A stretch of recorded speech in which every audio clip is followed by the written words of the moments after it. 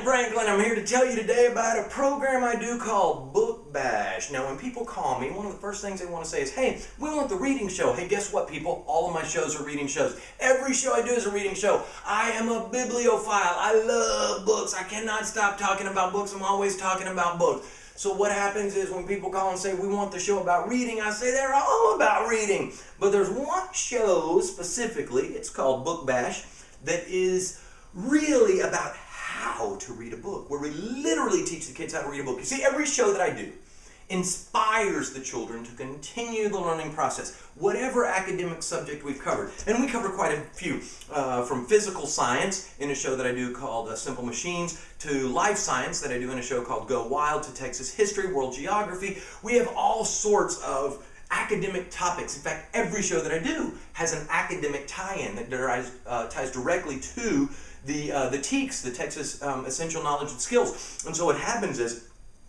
but this show, so they're all sort of inspire the kids. Look, whatever you love, I don't know what you love, but whatever you love, we have a book about it in the library. All you have to do is get to the library and find those resources and continue learning about whatever it is that you love. That's the gist of all of my shows. That's how I know I'm successful. When students are coming back in and checking out books about diverse topics, not just learning how to do the magic tricks, but I want them learning all sorts of things. And so when that happens, when they're reading in a genre that they haven't read before, that's how we know we've really been successful.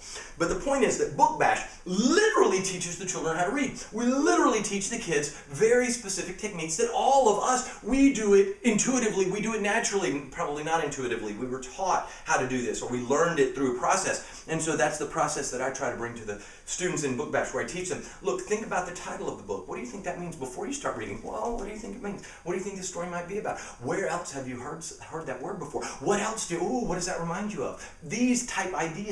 Predicting probable outcomes. Okay, this is happening. Now stop.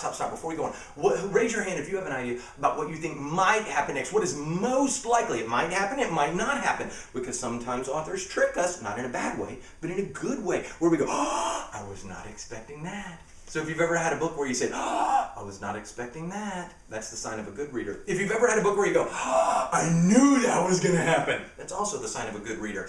Because good readers are constantly predicting what might or might not happen in the future.